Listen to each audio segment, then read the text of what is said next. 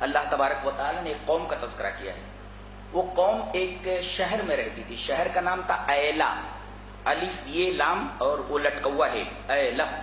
یہ بحر قلزم کے ساحل پر مدین اور کوہ طور کے درمیان واقع تھی. یہ بس کہاں تھا؟ یہ بحر قلزم کے ساحل پر مدین اور طور کے بیچ میں یہ گاؤں تھا، یہ شہر تھا، اس کا نام تھا ایلا. چونکہ یہ بستی ساحل پر تھی لہذا ان کی معیشت کا پورا دار و مدار مچھلیوں کے شکار پر تھا. اللہ تبارک و تعالی نے ان کے پاس یہ قانون بھیجا کہ تم لوگ ہفتے بھر مچھلیوں کا شکار کرو مگر ایک دن ہمارے لیے خاص کرو، یوم السبت، سنیچر کا دن. اس دن تم شکار نہیں کرو گے. ٹھیک ہے، انہوں نے مان لیا. اب کسی قانون کو مان لینے کا اگر آدمی ارادہ کرتا ہے یا دعویٰ کرتا ہے تو اللہ تبارک و تعالیٰ پھر اس کو آزماتا ہے. کیوں؟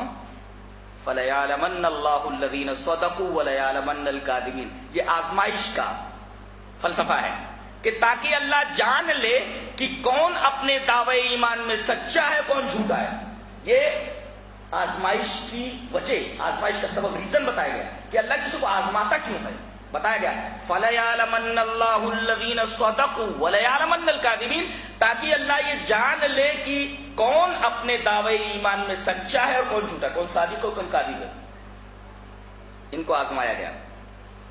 اللہ نے فرمایا دیکھو سنیچر کے دن جب جاتے تو مچھلیاں شران رہتی. یہ شارے کی جمع، شارے کہتے سڑک کو، سڑک ایک دم ممتاز ہوتی ہے. اب بتائیے ادھر مسجد ہے اور ادھر پلاٹ ہے، بیچ میں سڑک ہے، ممتاز ہے، ابری ہوئی چیز، نمایاں چیز، پروناؤنسڈ ابری ہوئی چیز، نمایاں. تو شران بڑی بڑی مچھلیاں ساحل کے اوپر ایسے لوٹتی رہی اور دیکھ دیکھ کر کے ان کے منہ میں پانی بھرا تھا. کیا مچھلیاں کتنی بڑی بڑی ہیں، دیکھو منہ میں پانی بھرا تھا. بقیہ 6 دن جب جاتے تو مچھلیاں اس طریقے سے غائب رہتی جیسے گدھے کے سر سے سینگ نظر نہیں آتی.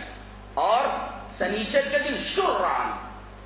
اللہ نے فرمایا وَاسْأَلْهُمْ عَنِ الْقَرْيَةِ الَّتِي كَانَتْ حَاضِرَةَ الْبَحْرِ إِذْ يَعْدُونَ فِي السَّبْتِ إِذْ تَأْتِيهِمْ حِيتَانُهُمْ يَوْمَ سَبْتِهِمْ شُرَّعًا وَيَوْمَ لَا يَسْبِتُونَ لَا تَأْتِيهِمْ كَذَلِكَ نَبْلُوهُمْ بِمَا كَانُوا يَفْسُقُونَ. ہم نے اس طرح ان کی آزمائش کی کہ سنیچر کے دن مچھلیاں تو ساحل پر لوٹتی نظر آتی اور چاروں طرف مچھلیاں ہی مچھلیاں دکھتی، آسانی سے کوئی آدمی پکڑ سکتا تھا. لیکن بقیہ دنوں میں وَيَوْمَ لَا يَسْبِتُونَ، جس دن سبت نہیں ہوتا تھا، سنیچر نہیں ہوتا تھا، اس دن مچھلیاں ایسی غائب ہوتی جیسے گدھے کے سر سے سینگ غائب ہو جائے.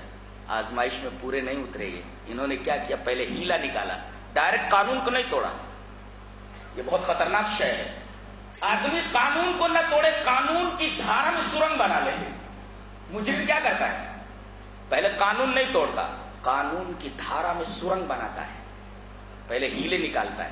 ہیلے انہوں نے کیا نکالے؟ دریا کے پانی کو کاٹ کر انہوں نے ساحل کے اوپر گڈھے بنا دیے. اب دریا کا پانی کاٹ کر کے جو گڈھوں سے ملایا گیا تھا اس راستے سے چل کر کے مچھلیاں سنیچر کے دن ان کے گڈھوں میں آ جاتی. تو یہ کیا کرتے؟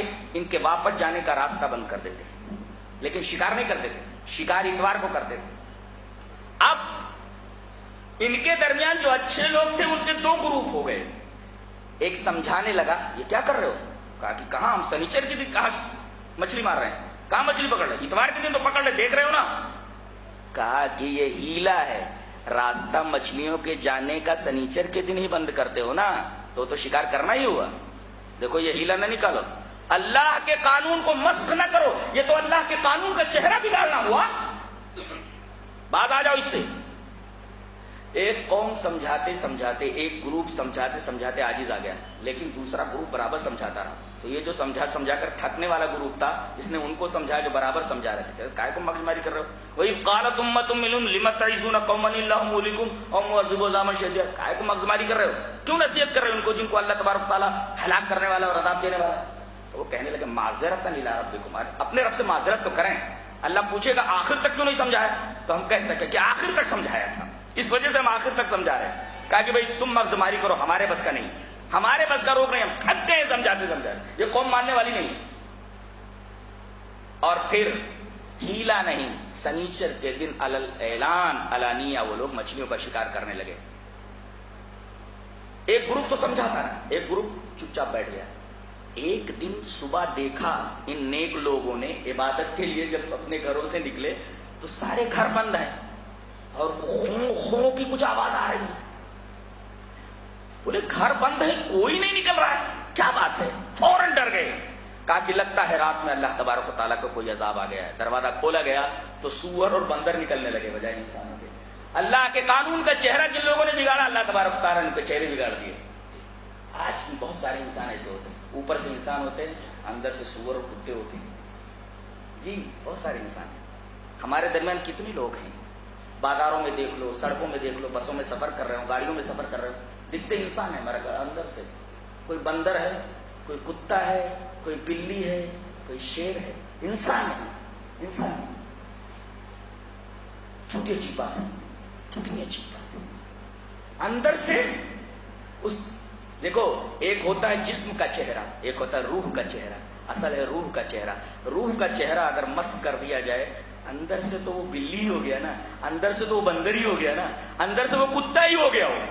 اصل چہرہ روح کا چہرہ ہے، اصل چہرہ روح کا چہرہ ہے۔ جیسے جسم کا ایک چہرہ ہے، ایسے روح کا بھی ایک چہرہ ہے۔ اور جو اللہ کے قانون کو بگاڑتا ہے، اس کے روح کا چہرہ مسخ کر دیا جاتا ہے، اس کے جسم کا چہرہ مسخ کر دیا جاتا ہے۔ ان کے جسموں کا چہرہ مسخ کر دیا گیا، جسموں کے چہرے مسخ کر دیے گئے۔ اور آج امت محمدیہ میں روح کے چہرے مسخ کر دیے جاتے ہیں۔ اگر آدمی غلط حرکتیں کرنے لگے، کتاب و سنت کو اوائڈ کر کے اپنی منمانی کرنے لگے۔